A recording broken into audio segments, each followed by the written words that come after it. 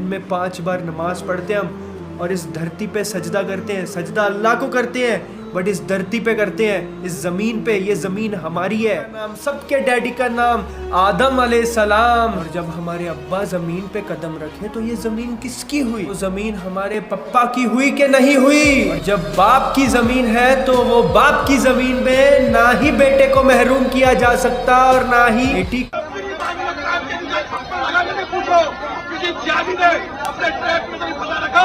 और मैं मुसलमानों, मैं तुम्हें चुनौती देता हूँ, अगर हिंदुस्तान में अगर एक भी हिंदू बेटी को अगर तुमने फंसाया और उसके साथ गलत काम करो तो जिहादियों, तुम्हें इस देश को छोड़ करके जाना पड़ेगा। शायद तुम्हें चारों से पौधा के मार उड़ा करके मारेंगे अगर हमारी हिंदू बेटियों को पकड़ के नहीं पकड़ोगे। मैं कहना चाहता हूँ, अगर कोई मुसलमान का बच्चा हमारे बगल से भी निकलकर तुम्हारी नजर उठा करके देख ले तो सारे को वही के वही फाड़ दो। इस तरीके से तो हम लोग खतरे में आ जाएंगे, खतरे में। और ये खतरा बना करके रखा है मुसलमानों ने। मैं खुला चुनौती कह रहा हूँ मुसलमानों को। एक रीज़न की वजह से हम बोल रहे थे कि ऑब्वियसली टेररिस्ट का कोई धर्म नहीं होता, मज़हब नहीं होता, बट इन जैसे लोग जो हिंदुइज़्म को भी बदनाम करते हैं और उसके साथ साथ इस्लाम को भी बदनाम करते हैं। ये देखो कैसे बोल रहा था, मुसलमान कोई मेरे मैं फाड़ दूंगा। भाई इतने ज़्यादा थ्रेटनिंग ये शब्द बोल रहा है ये इंसान। एंड कुछ लोग ऐसे हैं इसके जैसे ये जाहिल इंसान बोल रहा है। देखो कितना गलत बोल रहा है और इसकी असलियत आगे दिखाएंगे अभी हम। बट मैं आपको इनका जवाब देना चाहता हूँ क्योंकि ऐसे जाहिल बहुत आपको मिलेंगे इस दुनिया में। उनको जवाब कैसे देना है? बीइंग अ मुस्लिम आपसे बोलेंगे, ऑब्वियसली आपको बोलेगा कोई पाकिस्तान चले जाओ। बेचारों को पता ही नहीं कि पाकिस्तान उल्टा हिंदुस्तान से निकला है। हम क्या पाकिस्तान चले जाए, हम हिंदुस्तानी हैं, ठीक है। ऐसा सर्टिफिकेट मांगे ना ऐसा कुछ, तो उसको बोलना, एक चीज़ बोल देना उसको, ठीक है भाई। देखो दूसरे लोग 26 जनवरी को, 15 अगस्त को भी मिट्टी को चूमते नहीं है। बहुत कम लोग होंगे जो चूमते होंगे।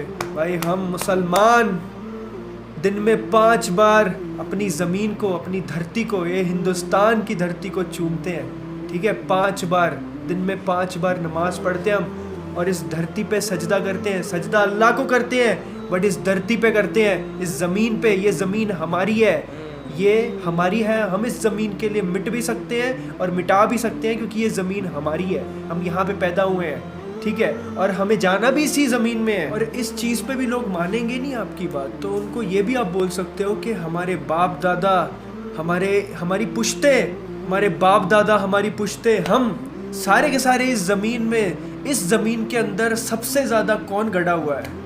मुसलमान गड़े हुए हैं भाई साहब, मुसलमान गड़े हुए हैं। और कोई भी नहीं। इससे ज़्यादा बड़ा सर्टिफिकेट क्या हो सकता है? कौन आपको बोल देगा इस देश को छोड़ो, ये छोड़ो, वो छोड़ो? जाके कॉन्स्टिट्यूशन पढ़ो, ये हमारा देश है। हमारे देश को छोड़ने को, इसके लिए हम जान भी दे सकते हैं, कोई कुछ बोल नहीं सकता है। ये ऐसे 2-3 लोग कुछ भी बोलते हैं, उनकी बात नहीं सुनने का। अभी भी कमेंट में भी बहुत सारे आएंगे लोग जो कुछ ना कुछ अपशब्द बात करेंगे। ऐसे लोगों को तवज्जो नहीं देनी, ऐसे लोगों को करना है हमें इग्नोर। जब आपको इग्नोर करोगे ना, उसमें जो सुकून है वो किसी चीज़ में नहीं है। अच्छा है उनको बोलने दो, बुरा बोलेंगे तभी हम बोलेंगे अल्हम्दुलिल्लाह, शुक्र है मेरे रब का। केजरीवाल ये कुछ दिन हिंदू लड़कियों की शादी मुसलमानों से करवाएंगे। क्यों भाई, क्यों चुप हो तुम लोग?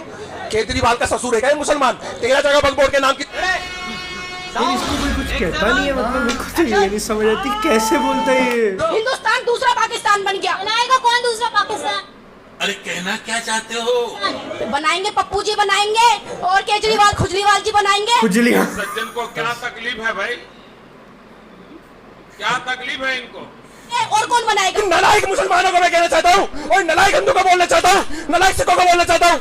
सबको बोल रहे हैं नालायक। भाई क्यों चुप हो तुम लोग? कौन है ये? एथियस्ट है क्या? मुसलमान 13 जगह वक्फ बोर्ड के नाम की जगह कितनी बड़ी बड़ी है। आपकी औकात बता रहा हूँ सर, बुरा नहीं मानना सर। तेरी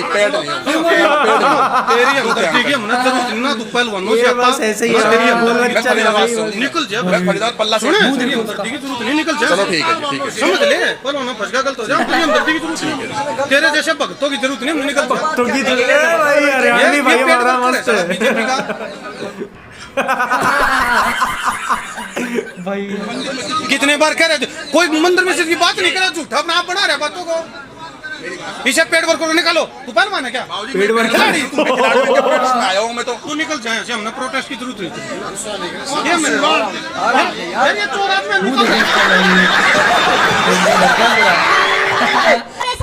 सारे मनीष सिसोदिया, केजरीवाल, ये कुछ दिन हिंदुओं लड़कियों के शादी मुसलमानों से करवाएंगे। कहाँ से आते हैं? ये गैंग चल रही है इनकी। कैसे कैसे लोग रहते हैं यार यहाँ पर। हिंदू राष्ट्र बनाना चाहते हो तो आप योगी और मोदी जी आएंगे। इनकी बात का और गधे की लात का कोई भरोसा नहीं है। ये एक नंबर के अगर स्कूल बनाएगा ना, उसमें क्या बनाएगी? स्कूल के अंदर मजार और बना देगी। इनको ये ना समझ नहीं आ रहा। अरे मैडम मेरे साथ सुनो, मैं बता दो। कितना बोलेगा भाई, बस कर यार। भाई इसको सच में अरेस्ट करना चाहिए, जिस हिसाब से हिंदू बोल राष्ट्र रहा है इसलिए गलत चाहते हैं क्योंकि हम मुसलमान क्यों है फिर? नहीं सुनिए, मुसलमान कंट्री कितनी है हमारे देश में? 27-28 कंट्री अरे कहना क्या कंट्री चाहते हो? हमारे देश में कंट्री, मुसलमान कंट्री। अच्छा सुनिए, है ना? और वही करते रहते हैं, नहीं तो पता लगेगा कि ये दूसरा पाकिस्तान बन गया हिंदू। क्या बोल रही है भाई? देख कर जाओ। एक के साथ एक फ्री कर रहे हो आप। शिक्षा फ्री करो ना। एक बच्चे के साथ एक बच्चे को फ्री शिक्षा दो ना। आप सरकारी स्कूल बना रहे हो, 28 लाख में एक कमरा बन रहा है। किस चीज का घोटाला ये है ना? आप 28 लाख का एक बाथरूम बना रहे हो, किसका है? घोटाला है ना ये। आप शराब घोटाला कर रहे हो। आप दिल्ली से जो पैसा इकट्ठा करके आप मोदी जी जो आपको चंदा दे रहे हैं, फंड दे रहे हैं दिल्ली को चलाने के लिए, उस चंदा को आप पंजाब में लगा रहे हो। इस सज्जन को क्या तकलीफ है भाई?